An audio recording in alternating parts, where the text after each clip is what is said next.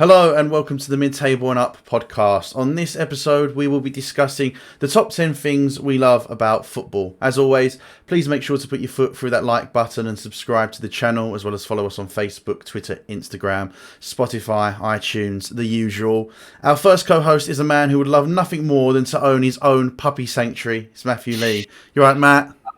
Absolutely, mate. That would be your heaven, wouldn't it? Did I tell you he told me about was it a dog groomer you saw on Twitter? You're like, that's like my dream job, that is. Yeah, he literally said that to me. So don't know how real that is. It's like, apply now to become a dog groomer. I was like, oh my God, like I should just give up my career in sales and just... Yeah. I think it was only semi a joke. Well, you know... I have applied. But you know what, yeah, I would imagine that being like working in a dog sanctuary would be better for the soul than being a salesman. I would imagine. I mean, I think many things are better than the soul than being a salesman. Just not being an estate agent. He might be able to get his soul back if he does that. Well, yeah, exactly. Back, in all honesty, No, I think the things I've done are beyond forgiveness. But no, that was a very nice one of you, George, this week. Yeah, it's all right. I don't. I do love puppies. You do. And feel free to hit us up on Twitter, and I'll look at your dog and give some commentary on it. Again, he's really not joking. That's like 90% of his day. Genuinely asking for it. Please send me pictures of your animals. He sends them to me at the time as well. He's like, look at this picture. So where we live, in our development, I think we're one of the only developments in this part of London that allows people's animals, like pets. So you're in the best spot for you then. Yeah. There's so many dogs and cats that live here. And yeah, you just see people walking their dogs up and down our street, which is really good. Brilliant. Alongside Matt is a man who would love nothing more than to see his home team play and hopefully win at the new Wembley. It's our resident tractor boy, Simon Bartlett. You right, Simon? Yeah, I'm all right. Thanks for that. He got puppies. I got shit football team. Thanks for that one. No, I'm okay. Yeah, I would like to see that. Yeah, no. I mean, that's the dream. That's the dream. And if it makes you feel any better, mine are probably both just as unlikely at the minute, if not more so. I am George Ellis, your final host, and I would love nothing more than an Oasis reunion and England to win the World Cup, which... And for Emma Watson to send you another signed picture. Yes, actually. But, you know, actually, I would want... Emma Watson. No, yeah. Yeah, we should just rename this the Emma Watson podcast at this point. But no, I would get more listeners, to be honest. Yeah, probably. We probably would.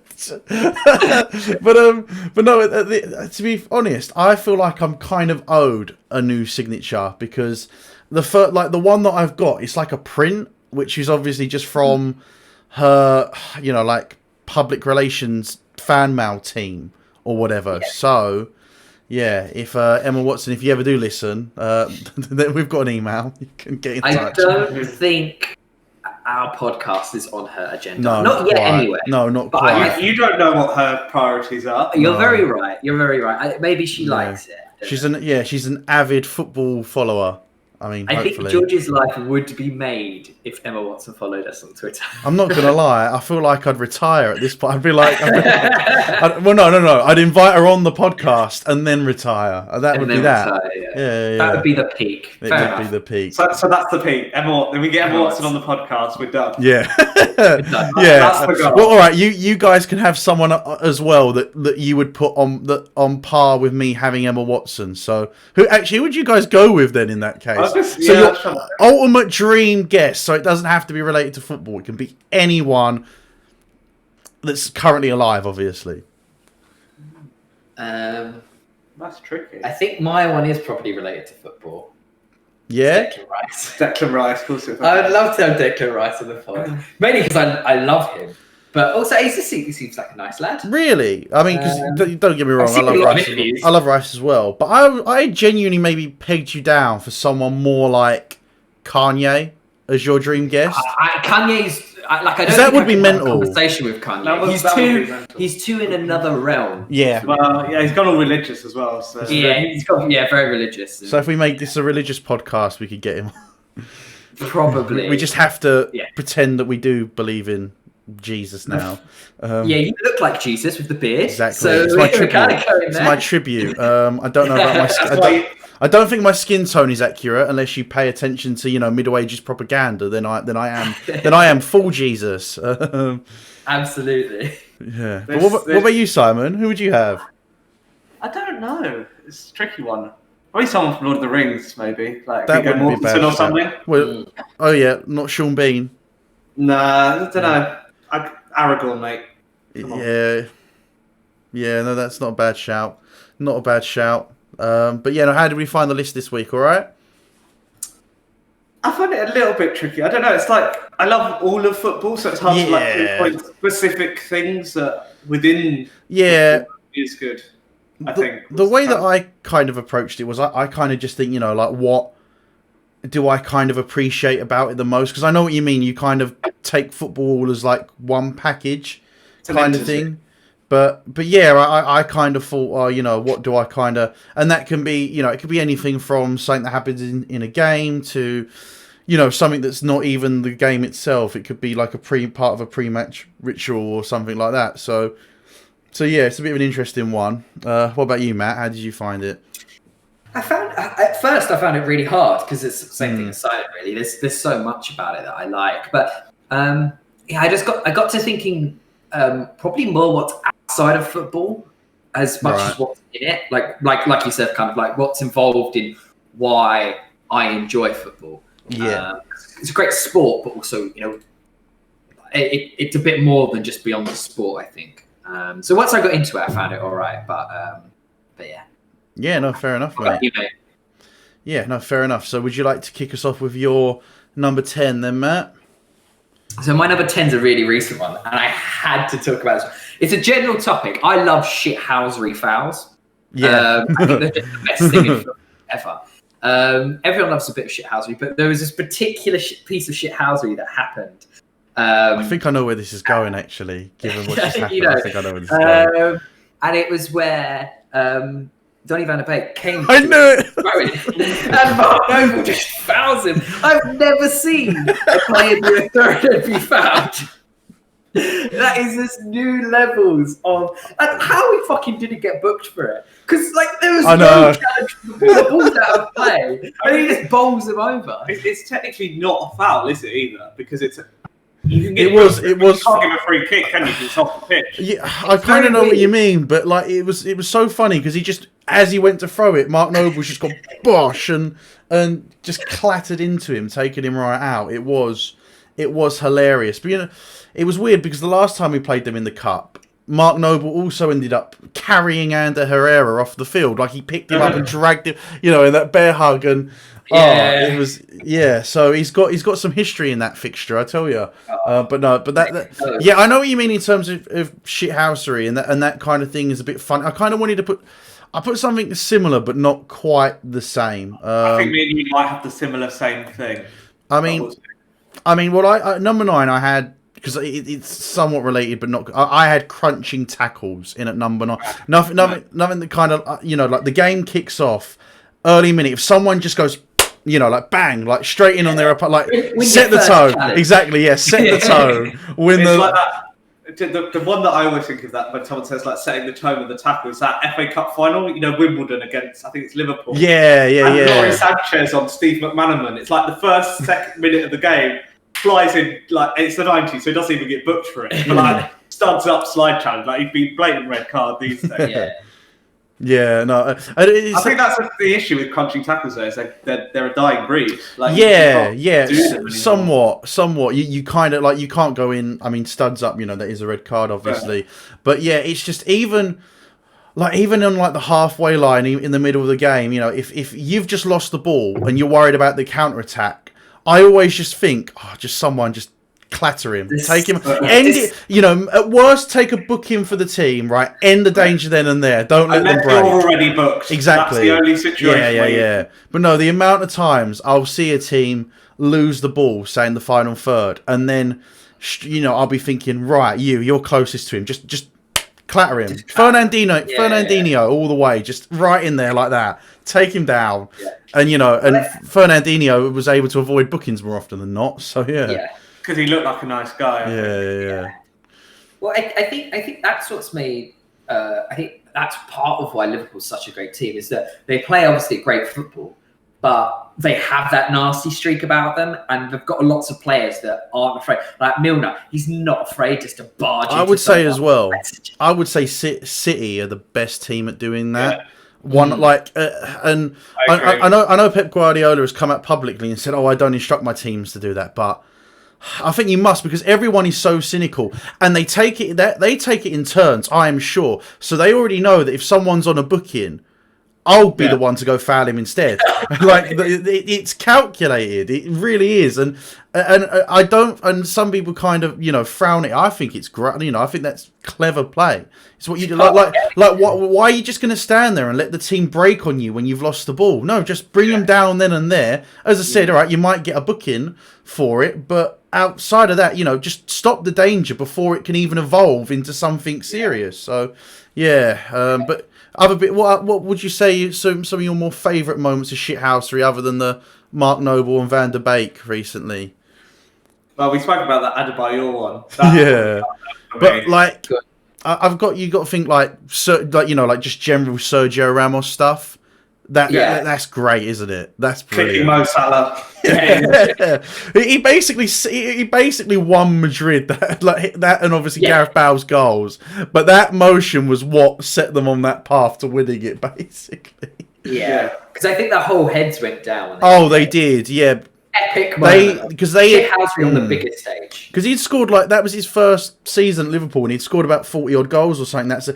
And you could tell they weren't the finished article, because at that point they didn't have the goalkeeper, and you could tell that all their hopes on winning it, though they still had a really, really good team, it was still kind of pinned on Salah. You would have still said they were somewhat the underdogs in that game because, Real Madrid's history of winning it up to that point. And then quite an easy run to the final as well from him. City in the quarterfinals was probably their toughest game, because obviously they played Roma in the semis because Roma had knocked out Barcelona. But they got knocked out like a European giant, you would have said, to get to that game in terms of being underdogs going into it. Yeah, no, definitely. And then, Salah was kind of what that whole Liverpool team would pin their hopes on. And it just, it was very early on in the game, wasn't it? Just Sergio Ramos, bosh, he's out the game. And they bring on Adam Lallana, which I like Adam Lallana. But no, I liked Adam Lallana. I thought he was a decent little player when he wasn't injured. But that's not anywhere near as impactful, is it? But as well, funny enough, because someone in the news a bit more recent, Diego Costa. Because he never got sent off in his entire time at the Premier League, and when you think about the way he played, that's mental. He somehow avoided a red card the entire time he was in England. I remember the commentators being like, "Oh, they're going to have to just when he's on the yellow, try and rile him up." Like they always used to say that, which shows that he found a way to keep himself right on the edge of the line, but never go over it. Yeah, which is a great skill. A really good ability. But the thing is, though, as well, it's one of those things, because that kind of shithouse nature, it would then, especially when he had Hazard playing with him, it would then draw a lot of the defenders on him, because they were thinking, what the fuck is this knob going to do? And then Hazard could just tiptoe into the box and slot it in. So, I think it was, I think that was a proper, shithousery kind of greatness there. But I kind of like where you're coming from with that, Matt. That's a solid number 10. Simon, what is your number 10? What's in mid-table for you, mate? So my number 10 is something that I don't even know if it still exists, but it's something I really remember from my childhood. And that was when the winter ball used to come out in November. I think it still does. Yeah, I think it still does. So they officially, because they don't, in the Premier League now, they don't really need it because of how good the pitches are. But because of marketing and branding, and because they want to sell footballs, I am sure that it will get to November, and then all the way through February, they'll have a winter ball. Though it traditionally used to be yellow, didn't it? I can tell you the Football League doesn't have one anymore. Oh, do they not? They've got rid of it. I'm sure the Premier League still do. Their ball is so colourful, there's no point making it yellow. It's so already so colourful. Yeah, in all honesty though, they haven't done a lot with the winter ball for the Prem. It's the same ball, just yellow. Yeah, but that's always what it was. It was like the same ball with yellow That's what it's been like for the last however long, really, isn't it? Really. I just think because it signified like the change of the season. Yeah. You're halfway through, things are starting to get Christmas interesting. is coming up. Christmas is coming, and you want new football. You're like, the winter ball's just come out. Come on, Mum, I want a new football. winter Premier League ball. Let's have it. But yeah, I think it's a nostalgia thing. It's just like, I just remember that. It used to be quite a big deal. Be like, oh, yeah. Well, winter ball. I think it was because, especially back in the day as well, when that ball came out, there was always the hope of, are we going to see a game in the snow? That was always the hope because is it actually going to make a difference? Because as I said, really, it's not really needed in the Premier League in modern day because the pitch is just in such good condition. Well, they've got understood heating, exactly. Now, it doesn't matter. Exactly. So it's kind of irrelevant, but as I said, they probably still do it because they just want to sell more footballs and brand and stuff, innit? But it would always be interesting. It would always be interesting just trying to see, hopefully it'll be actually be worthwhile if there's a bit of snow and stuff around. But yeah, I know what you mean. It's a nice little niche thing, the winter football. Yeah, so it's why it's number 10. It's like, it's not that big a thing, but it's just little things that I used to remember from my childhood. Absolutely. Yeah, brilliant. So moving into my number 10, and I have got. And this is much more. No, this only really works when you are in the stadium, which obviously no fans are at the minute. And this is when the opposition team has a disallowed goal. Because they'll be like, yeah, and then for whatever reason the referee or the linesman or so, there'll be a late flag, or especially in this stage of VAR, it's probably one of the few things that VAR would help him because you don't know whether the goal is going to be fucking given or not. So if you've seen them celebrate already, as soon as that goal is ruled out, everyone else, you're just like, fucking get in. It's like you've celebrated your own goal then. Honestly, it's so good. I mean, a similar thing to that is when oppositions miss penalties as a similar kind of yeah, definitely.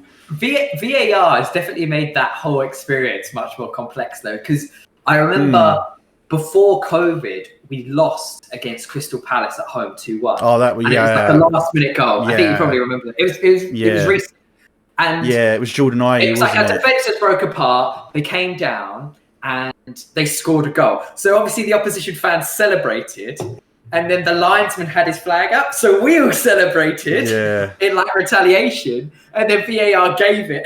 Yeah, I know. So it was like 3 phases of celebration, and obviously because we ended up at the bad end of it, it was like, oh, for fuck's sake! Yeah, got to celebrate twice. No, that's kind of a double-edged sword, really, isn't it? The disallowed goal thing, but when it's the opposition that's got the disallowed goal, you fucking love it. Like it's even better when you're away from home. Yeah. There's nothing better than like being in the away and just like, way. The fans just going absolutely silent. It's a great thing.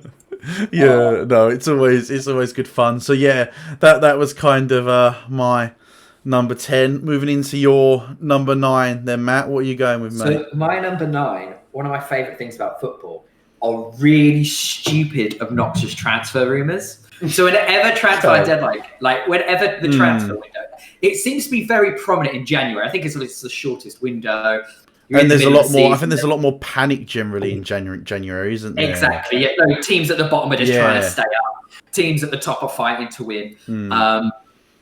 And so, but I love just an absolute ridiculous. Like the one I've cited here was in 2014. There was a transfer rumor that Ronaldinho was going to go to Blackburn Rovers.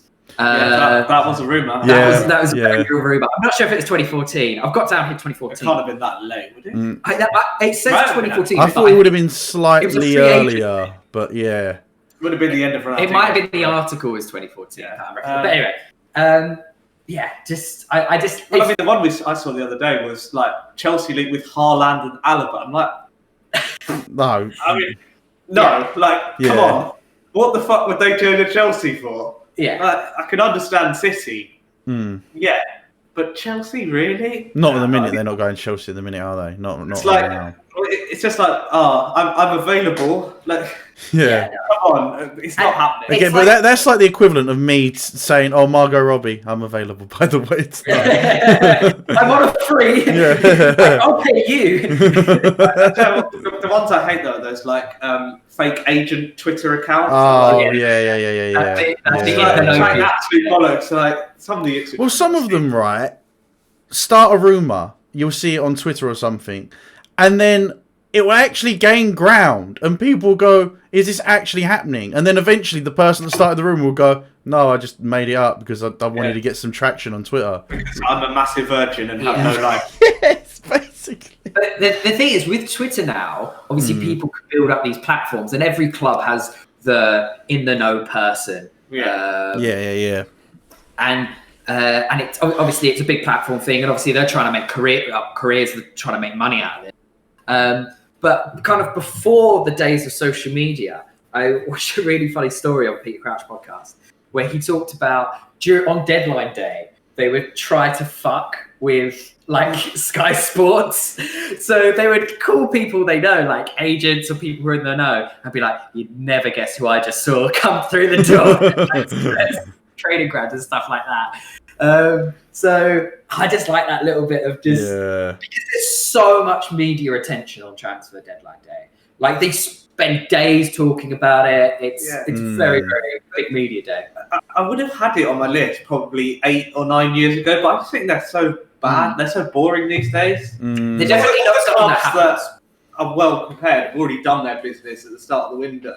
Yeah. And all the ones at the end are usually a bit shit because it's teams that are panicking around trying to scrap everybody. Yeah. There's not like the best one was that was it 2011 or 2012 when Torres went to Liverpool, then Carroll moved.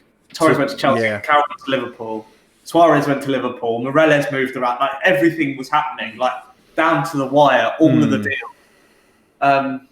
That's the last time I think it was any good, and now it's it's a bit rubbish. Yeah, I agree. Yeah, it's a bit naff, innit? Yeah, but yeah, no, like it is. But yeah, no, fair enough. Right, so moving into your number 9, then Simon. So my number 9 is a purely aesthetic thing. Okay. Goals that go in off the crossbar are without doubt the best goals in the world, and I couldn't tell you for any reason why that is, but it is absolutely true. I'm talking Tony Yeboah off the crossbar, down into the ground and up into the roof of the net. There's just something about them. They look absolutely fantastic. Yeah, one of my personal faves was James Rodriguez in the 2014 World Cup. Against Uruguay, that was fucking on the chest, turn, swivel, on the volley, bosh, crossbar and in. Oh, love it. Yeah, beautiful. I just don't know what it is about goals off the crossbar, but every time you see them, I'm like, oh yeah, that's a feat. I think it's because they are booted with the most power. I think that's true. And you think it's going to go over because it's always going up. And your one kind of links in with my what was it? Where I got it? Blah blah blah. Yeah, your one kind of links to my number 5. I've got outside of the box screamers, and when one's hit from outside of the box, crossbar and in.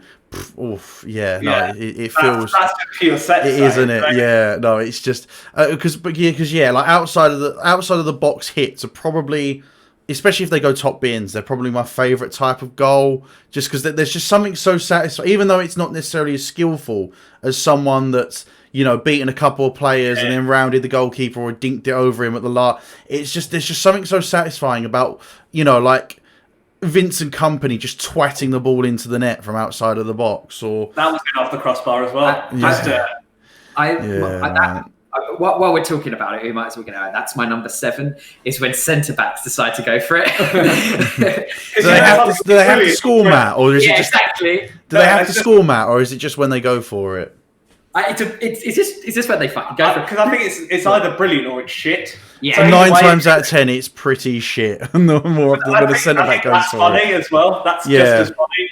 I think for me, it's apart from when it's your team and you're chasing a goal and you're like, no, just play it square to the winger. Come on, mate. The one who annoys me when I watch West Ham with Matt is fucking Declan Rice. Every time he scored one thunderbuster. I know. And then every time now he's like 25 yards from goal. He has a pop. He puts it out for a throw in. Yeah, like you've not got it, Declan. You are one good shot ever. It is the funny thing about it for me is most of the time it's when a team's very high up the pitch, pressing very intensely, and they're doing passes, they're working in the ace and they're just trying to work the ball in the box, and then it goes out to this centre back, and you just think, oh god, he's going to just pass it to the next centre back, and they're going to. Or if he does hit it, it's going to go row Z. Yeah, exactly. And then if it does go in, smash it. Like the one for me that obviously stands out is that Vincent Kompany goal. Yeah. as we said, such an amazing. But that's kind of similar to what you're talking about. Seeing them passing the ball across the left, the back line. They were just trying not really getting anywhere with it, and the company's like, well, fuck it, I'll just hit this then. Yeah. Well, Lanzini's against Spurs as well. Lanzini's against Spurs as well this season. That was fucking special. That was basically the last kick of the game, off the bar and outside the box. It's just, there's something about shots from outside the box you just love. And and of course, outside the box for me also includes things hit from the halfway line as well. You've got like thinking like Beckham v Wimbledon, that kind of thing. Rooney v West Ham twice. Or Rooney v West Ham twice. But no, there's just some Xabi Alonso, mate. He could. Twice. Yeah. Well, the best I think it might have been the first one was the one where he first did it, and you can actively see. As he's taking the shot, Gerrard is screaming at him to give him the ball. Like, he's absolutely screaming at him, like, what the fuck are you doing? And then he realises the ball's just hit the back of the net, and then he starts celebrating. It's the other one I remember is, do you remember Maynard Figueroa's one? Yes, the one from Wigan inside his own half. It's a free kick as well. Yeah. And everyone's like, what's he doing? He's like, fuck, he's lobbed the keeper from 60 yards. It's just banging. So, it's silly, and I think that's what we like about them. But it's just, like as I said, there's just something so satisfying about, especially, some of the ones that are on the volley as well. You just, bang, it's just... The one I remember do you remember Matty Taylor's one, which was full on... Yes! Was that Portsmouth was he playing for at the time? I think Sunderland, I want Someone, to say. Yeah. But, right on the volley. It's beautiful. Yeah, no, man. I think it's a fact with goals outside the box. It's like, you don't expect them to go in, so when they do, it's like... No. Additionally good. Like when someone puts it in from a yard, you expect it to go and it's still good. But it's happening. Like it's like goals with low XG, you don't expect it to no. So when it does, it's like that much more euphoric. Yeah. I think that's slightly why goals off the bar have a similar thing. It's like, will it bounce out or is it going in? It's like or maybe it's in, yeah, I love it. Yeah, no, I think it kind of all links in, and that was a solid number 9, and then at my number 9, I kind of linked to Matt's thing earlier with a crunching tackle. So moving into the number 8, Matt, what are you going with for your number 8? So my number 8, and it's very heavily influenced by my recent obsession with Football Manager. Okay, and it's something that I don't see at all really in the modern game, or I haven't seen recently. It's probably because I watch a lot of Premier League football, but long throws. No one does a long throw anymore. And I love it because it's just once Salat retired. Yeah. Honestly. To be fair, I still fucking love those Rory Delap throws because they're so out there. But I know what you mean. If I'm a neutral and I'm watching a game, whenever I see someone go to take a long throw, I'm always secretly going, I hope this goes in. Like, I'm like, there's just something about the chaos that ensues. I think that's the thing. It's like it's not at all cultural. No, it's going in the mixer. One of you centre halves might get your head on it. Honestly, then there'll be a bit of pinball and someone might knock it in. If you do a Football Manager save with West Ham, Mikel Antonio's long throws are the most fucking ridiculous thing on the planet. It's free XG. It's literally free. He just whacks him in there. Honestly, Suchet, all our players on the end. Oh, mate. I think one of my issues with long throws nowadays is that what made Delap's one so good was it was flat. It was flat. It was like from a cannon. It was like a cross. Yeah. When players do it who aren't him, it loops. Yeah. I think it's an upper body thing. You've got to be really strong and direct. And I don't think players train that. The best thing about it for me as well, we're going back to the whole Rory Delap thing. It was when teams actually started putting it out for a corner instead of a throw. Like, that's how you know it was effective. But I remember when they came to Upton Park, Stoke, and this was like peak Rory Delap at this point, and we literally moved the advertising boards to within like a yard of the throw line because they were like, we've got to stop this guy's run up basically, and I think he got so frustrated. I think he ended up kicking one of the advertising boards down by the end of the game, trying to just sort like kiss. So it's great, isn't it? I love a long throw. So yeah, that's you don't see him really. anymore? No, once in a blue moon you might, and if there's, but the thing that I want to know is like, how do they kind of like, how do you discover that you've got a long throw in your game? Do you reckon that you've just gone to take a throw once and then you've gone, Well, oh, that's actually, not miles, yeah, like. Because I reckon it's just upper body. Like if you're a strong player, like But would you say Antonio- But even then, though, I would. be a strong player? I think if you're a bit of your, But got big upper obviously, you would body, think. like, I don't think that. No, yeah. Obviously, you it's would. not, You would like- obviously you would think physical strength would be the main factor, but I would say it's surely got to be more in the technique than it has in the. If we're going to talk about technique, can we talk about that Azerbaijani player who tried a long throw at the World Cup when he did like that back front flip and then fell over, threw the ball against his own face? That was that was pretty daft technique. Is it Liverpool have a throw-in coach? Yeah, they do. Yeah, they do. But they still do. Yeah, they've got- Yeah. that's Klopp's outside the box thinking. Gets a throw-in coach. Mm. But like they don't do long throws, so what's the point of having a throwing? Yeah, I know what you mean. Exciting. Throw in. Yeah. Just someone in the team. They can barely play football, but they've got a fucking wicked. Yeah, no, but that's a solid shout at number 8. What are you going with for number 8 then, Simon? So my number 8 is when you're watching a game and one of the opposition players gets sent off. In the ground, the referee whacks out the red card, you cheer him off, you all wave it goodbye, whistles going all over the place, cheerio, cheerio. Yeah, I love that. It's great. Watching the dejected face as he walks down the tunnel. Particularly if you're already winning as well, it's even better. Because you're like, it's just now they're probably not going to get back in the game. Yeah, no, it's party mode at that point. Yeah, it's party mode at that point. The one I really remember for Ipswich is we played Sheffield United in a game. We were already 2-0 up, and one of their players got sent off for a bad tackle. And then another player came over, appealed to the referee, shouted so much in his face, got a second yellow card. He then also got sent off. It was like, yes! This is the best thing ever. 2 red cards for the opponent, down to 9 men, up 2-0. Like, days don't get better than that. It's just when you just sit, relax, you're on easy street. Game's won. And yeah, I just love that moment of, was he going to send him off? Yes, he has. Go, fuck off, dickhead. It's a bit of because I know what you mean. I feel like depending on the type of game it is, it really can impact, because you would expect to then have an advantage anyway because numerically you're superior. But sometimes it can be a bit of a weird one. So if you've got a team that are already playing with, say they've got 10 men behind the ball and they lose a man, it then almost becomes harder because they then almost defend it somehow even deeper. And then if it's 0-0 or something, that when they get sent off, you're then sat there going, bloody hell, how are we going to break these fuckers down? Because they'd kill for a point at that moment. So their game plan doesn't change. I think that's the thing. That's what I mean. When you're up and it happens, that's better because you're like, they still have to attack us, but we've got a man more, so that will just make it easier. There'll be gaps all over the place. Yeah.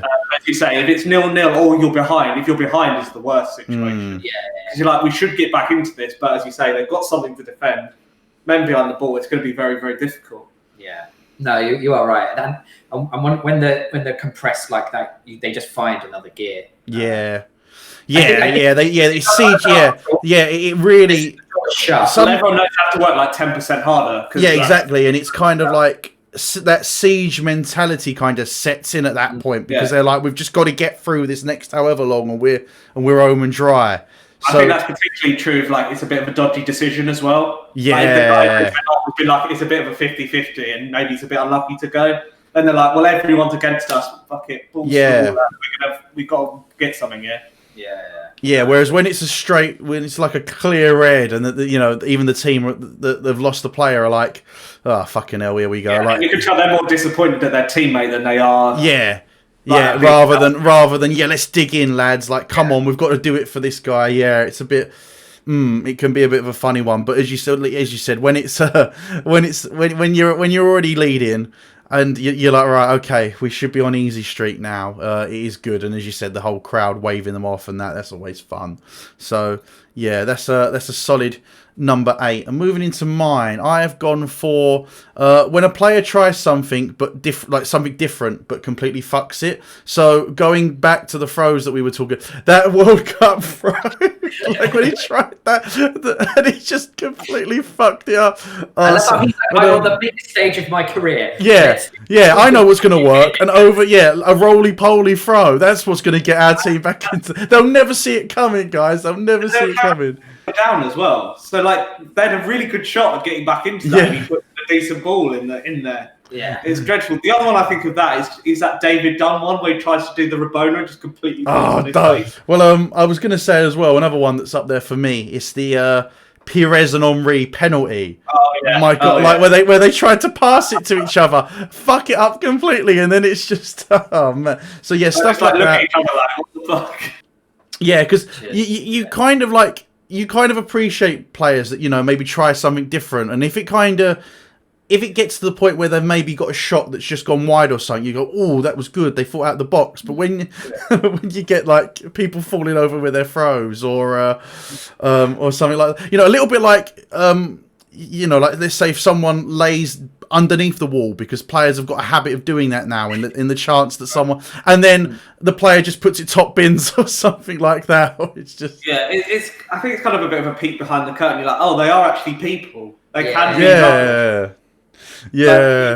gods, these like fantastic players throughout their career. So like, oh no, they can still be rubbish. They can still be. I think it just humanizes it because you're right, because the game is very, very far apart from you and your mates in the park just kicking a ball around, or at least it is nowadays. So I think yeah, you're right. It's just that effect, really. Yeah, fun. Because the thing is as well, we all want to see something different. We all want to see players use a bit of initiative. And when it does work, you do sit there and go, oh, that's brilliant. But equally, when they fuck it up, it just gives you that opportunity, especially, again, when it's not someone on your team. You just go, whereas if it is someone on your team, you're like, you absolute knobhead. What have you done that for? Well, I don't remember who that Henry penalty was against, but I can't either. The opposition to that. Yeah, they've had a penalty and they've tried to do that. I know. Fantastic. I know. If you're the opposition goalkeepers and defenders, you're just like this. Like, have some of that, you dickheads. For those not watching on YouTube, George is doing it, pointing his middle finger to the camera. Yeah, good shout. Good shout. But no, it's just that kind of stuff. It's just a nice little quirk, or it's a little bit like like sometimes even like after a player scored, they might go to like knock the corner flag over and like completely miss or something like that. It's just do one that you've seen those where they do like a knee slide, get completely caught in the mud, and fall on their face. Yeah, that kind of thing. So yeah, you just like to see it, really. So that was my number 8. Moving into your number 7, then, Matt. What are you going with? We've already done it. It was about when centre backs just go. Oh yeah, whack it outside the box. So your number 7, Simon. So my number 7 is. When you kind of pick the career of either a young player, like an obscure player, and you follow their trajectory to the top of the game. That's something I absolutely love doing. Like, particularly watching lower league football, like you see quite a lot of players out on loan. You're like trying to predict how far can they go, what ability have they got, and when you kind of see one, you're like, I think he's going to be good, and you see him rise up through the ranks. It's quite. I know you've got no attachment to him, but it feels like you do. It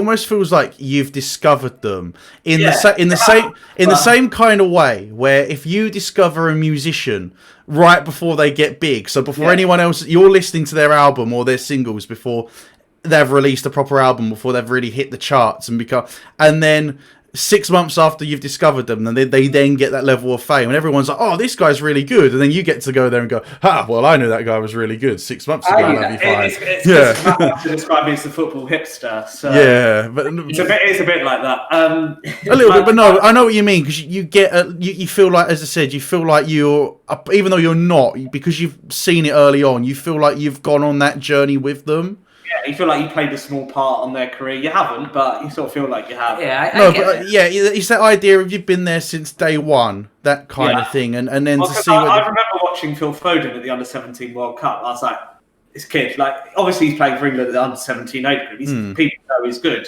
but like, I was like, this guy is going to be absolutely special. Obviously, he's not there yet, but you can see his progression. progression year on year, getting better. And it's he's all right. Yeah, he's pretty good. He's pretty good now, but he's got other. I think he's got another couple of levels. I agree. I think he could still go up some gears yet, but he's still brilliant. Yeah. Yeah. For me, he's probably the best under 23 player we've got. I think he's probably the best in the world. He's got to be right up there. Yeah. Maybe Mbappe still ahead of him, but he's certainly right at the top of that. Yeah, tree. But even then, different players, different types of players, different leagues. Yeah. Mbappe's a finisher at the forward at the end of the day. Foden's a midfielder. But I 100% get what you mean. It's this thing where you kind of spot them when they're probably closer to you than they are a megastar. So again, you do kind of form that bit of an attachment that's not there. So then when they do go on to become successful, again, you kind of feel proud that, again, even though you didn't really play a part of it, that you saw the potential and that potential has been realised. Yeah, you kind of support them and you think, he's ready to make it. Because Matt takes mick at me because I still love Aaron Prescott. I saw him as a young kid at Ipswich and he's going to play for England. Okay, he's only got one cap, but I saw still time. You know what? I think he's got more than one cap. I think he played a couple of times. I'll have to have a look. But I said he played for England, and he did eventually. So he certainly got into a few squads, but I'm sure he played more than once. Not certainly not more than half a dozen. I wouldn't have thought, but But it's that sense of almost pride. It's you've made it to where I thought you could get to, and that's kind of quite nice. Yeah, no, absolutely. It's also an element of it, kind of solidifies your footballing opinion, because you were it's almost like I don't need that. I scouted that player, I found him, and he was brilliant. It's a bit like Football Manager in real life. You kind of pluck obscure players from lower leagues or outside of Europe, and you kind of go, they can do a job. No, very much so. Yeah. No, that's a decent shout. So moving into my number 7, I have gone for passionate managers on the touchline. You love to see it, didn't you? You love to see, the ones that are kicking every ball and getting. You're talking Mourinho knee slider. I love a bit of that. I'm gonna be a bit. Yeah, it's just because it's so, I want to say, wholesome, and I feel like that kind of thing really kind of helps win the fans over as well, because at that point you kind of think they are a fan in the manager's role. It's great when it's actually Chris Wilder at Sheffield United. Because he is a Sheffield United fan through and through, played for them for years. So you can tell when he's celebrating, he may as well be on the terrace. That is pure emotion. Yeah, I think Dean Smith at Villa's the same. And but it's just something good to see. When coaches and managers are just giving it, as I said, they're kicking every ball and they're fully backing their team, because some of them will just sit there for the best part of 90 minutes. Maybe they'll get up if the referee gives a wrong decision or something. But well, you see everyone on social media talking about Ancelotti's celebration of the last, the extra time winner. Yeah, where he just blows his coffee, and I'm like, okay, it's cool, whatever. But the reason he doesn't really have a reaction is, I'm sure he's glad that they won the game and that they get to. This is a man that's won 3 Champions Leagues. He's nearly 70 as well. I know. Champions League and has no time. He doesn't really. He's just doing his job. He's happy, but I completely get that. There's a bit of. I do like to see that just that pure emotion, and even someone like Moyes at West Ham. I know it's not going great at the moment. Hopefully it doesn't go shit, but I'm sure we'll be saying something different when it goes pear-shaped. But when Declan Rice scored that goal against Watford, we were pretty much safe. And you could see Declan ran over to the boys and all the boys ran over to the manager, because that was a massive moment. I think for the manager to keep us up, but it was also just a massive moment to show his imprint on the club. So I think it endears himself to players as well. Yeah. Because if you see a manager who's a bit nonplussed, doesn't really celebrate, it's a bit you don't get that connection. You feel they're not part of the squad. It's there's management, then there's the players. The best, it works better when everyone's together. I think especially in this day and age, because obviously there has to be, there has to be a gap. Like the manager can't be fully fledged the players' friends, because that's too much. But then at the same time, I feel like the players want, especially in this day and age, they want to feel like the manager is one of the boys to a certain sense. Again, you're always going to have that line that you can't cross, because at the end of the day, you are their boss, and you are going to have to say to them, you're not playing today because I don't think that, because of whatever reason. But But yeah, at the same time, I feel like it must be so much more easy for managers to get the respect of their players if their players feel like, oh, he's one of us, he's mucking in, and like if he's kicking every ball with you, and like you talked about the Moyes celebration when we equalised against Spurs right on the death, he's jumping up and down and everything like that, and as you said, the Mourinho knee slide at Old Trafford, it's that kind of thing. It's like, because I think passion is probably one of the purest things in football, and when it comes out of the manager, it shows that it's more than just a job to them when they do that. It's both sides of the spectrum. Like I think he's a great manager. He's done amazing things, but like it's like at Old Trafford where he like threw the water bottle. Was it Old Trafford where he threw the water bottles all over? Stuff like that. Like although obviously that's a negative thing, I kind of like that there's a manager there that's who doesn't fucking give a shit what anyone thinks. He just does what he wants. Yeah. I think the other thing is, like, as a manager, you must have so much pride if you put a plan in place and it comes to fruition. So I think when they celebrate, I think there's a little bit of that as well. Oh yeah. Like, as much as it is like celebrating the team score, it's like that plan's really worked. Like, we put something together. Which, like, if you put together a tactically good performance which gets you a result, that must be the sweetest feeling in the world. Like Moyes playing 2 right backs on Grealish. He must have come out of that thinking he had the biggest brain ever. Big brain time. Big brain time. 3D chess. But then also as well, like, I don't want to say go overboard, because maybe that's the wrong. Maybe it's probably when people do the wrong or behave the wrong way. In that one of the, because we've talked a bit about shithousery and stuff and some stupid moments and stuff, so I kind of feel like this ties in quite well. Simon will probably remember this, probably not so much you, Matt, but do you remember when I think it was Phil Brown, a manager of Hull, sat all of his players down in the, so at half time, Matt, right, he got all, like, they were getting dicked by City, this was Hull, they were in a relegation dogfight. Instead of doing his team talk in the dressing room, he did it in the penalty box in front of the whole pitch. You have seen it. I love the season after where Jimmy Bullard is celebrating for that goal. That sits all the players down.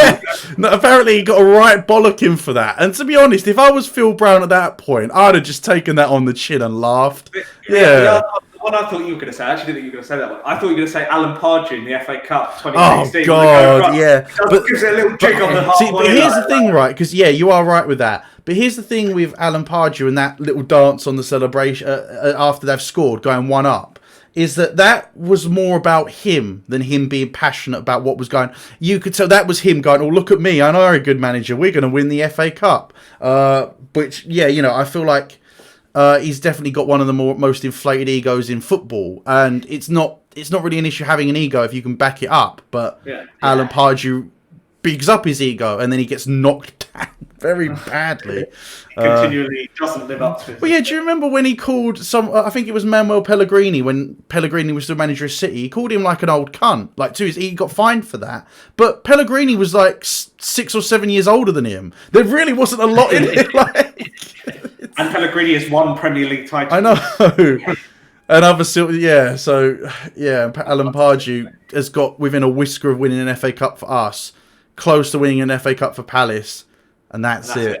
As a manager. And a relegation in Holland. Yeah. And, I think it's actually, so you know what? He has got it in him to be passionate, though, while we're on Alan Pardew. Do you remember when he headbutted David Myler? Yeah. What? So it was against Hull. What's it the other way around? I thought Myler headbutted. No, he headbutted Myler because he got like a 9-game ban for that or something daft. Jesus. Yeah. On the touchline. On the touchline. It was a little bit similar to the one with Noble. The ball had gone off and there was a bit. Yeah, the ball had gone off, and Alan Pardew was just like not quite nutted him. Nutted him makes it sound worse than what it was, but he's like. He put his head. Yeah, like he's put his head in. He did what gets you a red card. Yeah, and he picked up like an 8-game ban or something like that. So that is passion, and I feel like I could respect that more than him giving it that little stupid dance in the cup final. Again, I love to see a bit of passion from managers, and as you said, the Mourinho thing where he's threw the bottles down again, like. it's showing a bit of passion, you know, or like if they get told to, maybe not told to go to the stand, because then that might be a little bit overboard, but if they get told off for that kind of thing, it shows that they're invested. So yeah, my number 7, passionate managers. So moving into number 6, what are you going with? Your Europa League spot, Matt? So my Europa League spot is for what gets, well, not really. My Europa League spot is for playoffs. I love playoffs. Nice. I think playoffs are amazing. My number 5. I mean, I like I've said this before. Like, I wish there was more playoffs to be like somehow integrated into the league. Everyone wants more playoffs. Yeah. Like obviously the playoffs to come to the playoffs. Like in all honesty, if I had a choice and you knew you were going to get promoted, I'd rather get promoted through playoffs. Yeah. Promoted just through the only issue is it's a lottery. Yeah. Yeah, of course. It's not guaranteed. Yeah. You win the playoffs. You got that day out at Wembley, and it's beautiful, isn't it? Yeah. Day out. It's also just there's not, especially when you're not a team that's competing in FA Cup finals. Yeah. Or Cup finals. When you're not one of those teams like West Ham, you don't really get any big of a game day than that. I think also it's like the fact as well. It's like you can finish 6th as well. Yeah. Like, you're kind of not that close to being anywhere near. If it was just 3 promotions, you missed it by 3 places. Yeah, and the thing is as well, you got to think normally, if you finish 6th and go up by the playoffs, you then know that team is probably more than likely definitely coming straight back down again. There are exceptions, obviously, but you would think that, come on, you finished 6th in the Championship for a reason. Even if you bring a couple of players in, you're realistically not going to still be in the league come next season. It depends on the form. Yeah. Sometimes teams absolutely fly in. Yeah. It makes a late surge. Yeah. Well, when we got promoted in 2005, we snuck into the playoffs, but and then stayed there until 2011 when we got relegated, and then so it's one of them, and it can go either way, but. Typically, you would think that a 5th or 6th place team, especially, wouldn't have enough to cut it. Yeah, I would love to see players to have more in the Premier League. Whether it's like a player for the bottom, or maybe I would like playoffs for the like Champions League, like instead of a 4th place, right? I would like a playoff between 4th, 5th, 6th, and 7th. That's what I would prefer. So 3 Champions League spots. Yeah. And then that 4th space goes, because even then they've still then got to qualify, against some shit team that they'd presumably get drawn against after that anyway. It would probably push the European slots further down then. You surely have to give Europa League. Yeah, you just give the Europa League spots to whoever doesn't win that playoff. Yeah. Yeah. Okay.